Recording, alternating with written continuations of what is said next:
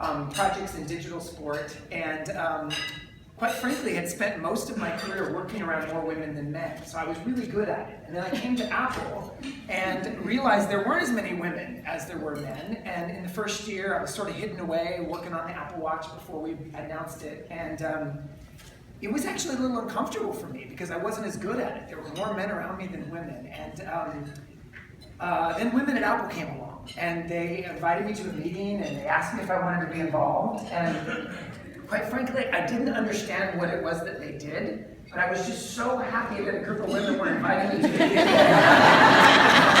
And I felt like I had made some new friends, that I said yes. And being involved with Women at Apple has been one of the greatest things I've had the pleasure of doing at Apple since I've been here. So it's not only given me an opportunity to be able to be an advocate, but also be around amazing women and learn. And I will tell you that what I've learned at Apple, all the greatest things have come from many of the women that are in this room. They've made me a better teammate, they've made me a better employee, they've made me a better human being. And I'm not an expert on this space, but what I wanted to share with you today was just a little bit about what I've learned, just as an individual, about what I think men can do to do a better job in this space of being an advocate for women, and what women can do to help us do that.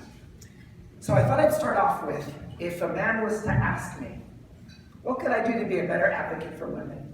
What would be the things that I would say? And the first thing that I thought of was, jump out of here. See if we can get this. Now, this is a tough one for men. Maybe for everybody. The first thing I would say is pay attention. It's clear in tech that there are a lot of men, and it's oftentimes you go into a room where there are all men and maybe one woman, or no woman at all. Or there are a number of women in the room, but sometimes men just don't pay attention to exactly the space around them. And I would say that if you can do this, and just recognize who's in the room, who's more represented, who's less represented. And it's not just about women and men, it's about everyone from all walks of life. But if you simply take a moment to pay attention to the rooms you're in and the people you're talking with, it can change everything about the way the conversation goes. It's got to start there. The second thing I would say is recognize uniqueness. All of us are individuals, and I think that it's really important for men to look at women exactly the same way, and to recognize that the way someone might feel important or unimportant, or being heard or unheard, is unique to everyone. And it's important to find out what are the ways that the people that you're working with, especially the women that you're working with, what are the ways that make them feel included. The third one is listen carefully. I think the whole world could use this as a lesson, but particularly men. What I have found is it's very easy in a room that is full of more men than women to get to the end of a meeting or a discussion or a brainstorm and realize that perhaps there hasn't been enough space left in the room for everyone to be able to share their thoughts. And sometimes it's intimidating to do that. And it's also okay just to ask, just to say, we haven't heard from such and such. What do you think? And then listen carefully to what's being said. As a male advocate, I think it's really important that you speak up on behalf of women when it's appropriate. To be able to say, we don't have any women included in this conversation and we should. Or why don't we let women lead this particular presentation? What I have learned is that it's really easy for things not to change if there isn't someone in the room that's willing to say, let's change it. So for all the men that are in the room, this is a really important one. And then the last one that I would tell men is to advocate authentically. One of the things that's really important to remember is that being an advocate for women, I think you've got to do it in the way that makes the most sense for you. One of the things that was great about getting involved with Women at Apple was that from my former life, I had a lot of connections with female athletes and women who had done things in sport. So for me, the way I was able to contribute was to be able to bring a lot of those women on campus to do amazing talks that were not only interesting to the men, but they were also interesting to the women. And it gave me something that I was able to do that was authentic to me. But I watched the amazing male advocates we have on campus at Apple, and it can come in all shapes and sizes. Sometimes it's just asking a woman that you work with to lunch, finding out what's on their mind. I think that doing it authentically is a really important thing. And now, if a woman was to ask me, what could we do to help men be better advocates? These are the things I would say. First thing is, tell me. Tell me when I'm thinking like a boy, and I need to be thinking more like a woman. I'm fortunate to be surrounded by some amazing women that I get to work with.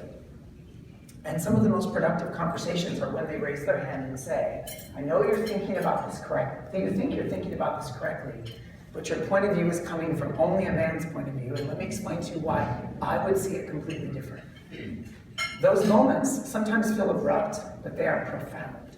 And when women are afraid to speak up and say, you're thinking about this in just one way, let me give you my perspective, it can completely change the conversation of the trajectory of what it is that we're doing. The second thing is reach out. I know this can be intimidating because it's often reversed for me, where I am the only man in the room in the work that I'm doing. But if women at Apple wouldn't have reached out for me, I wouldn't have had all the opportunities I had to connect with so many amazing women on campus. And I think that while it can be intimidating, the invitation to go to lunch or be invited to a meeting or to be a part of something that you might be doing with other women that you're bonding with can be really incredible. And I know that there are a lot of men that will never push their way into those conversations. And they need an invitation. And you'll be surprised to find how many of them would love to come along if you reach out. The third one is share your experiences as women. Some of the most powerful conversations that I've had have been the stories that have been shared with me by women about their daughters, or about experiences they've had where the woman's point of view was not listened to, and it didn't turn out well. We all learn through storytelling, and we all learn through other people's experiences, and I think it's really important for women to speak up and share them. I get to hear this all the time throughout the week from the women who watch out for me at work and want to make sure that I understand what the impact can have when we're not being as sensitive as we can be to any minority group. This is really important. Provide mentoring. What I mean by that is, all of the studies show that men who have had really great women mentors are better advocates for women in general. And if there's an opportunity for you to mentor a man, whatever age they might be or whatever experience they might be, it can be incredibly powerful at changing their entire perspective on the way they work with women. And the last one, which actually applies to both men and women and everyone in the room, and that is choose empathy. Sometimes it feels like when there's so many men in a conversation that we're just being men, but oftentimes we're just being dumb. Or we're awkward, or we don't really know how to handle a situation. And I think one thing that's great is sometimes to just maybe see it from our perspective and recognize that I have found oftentimes when men in meetings or in conversations or working on projects seem maybe a little disconnected from the conversation with women, it's oftentimes not about anything to do with what you might think. They might themselves be quite intimidated. And it's also really helpful when we all just don't assume the worst and try to put ourselves in the other person's shoes. What I would say though to all of us in the room is that this conversation about women and men in tech, to me I would say that we can all be just optimistic. I'm incredibly optimistic this week about what's happening with women in tech and how the conversation is changing. It's not enough, but it's amazing to think that we had Michelle Obama on the keynote stage on Tuesday with Lisa Jackson.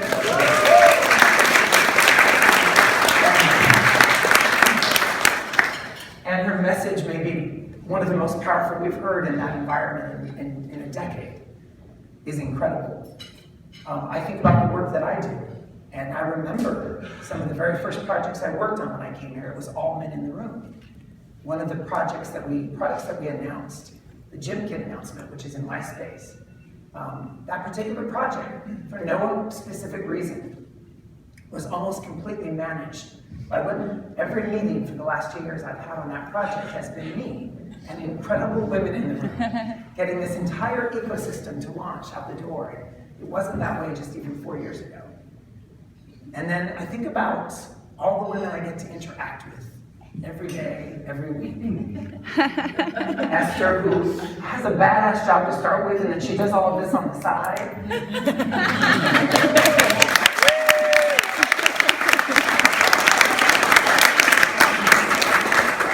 Mary, just the other day, led an amazing conversation with men in the room, helping us understand and helping us think about the ways we can be better male advocates at Apple.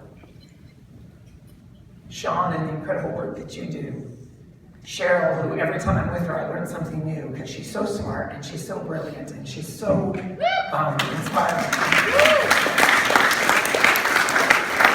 Jules, who works on my team, who I've had the good fortune of working with for 20 years. And basically every smart decision I make is usually something she just told me to do.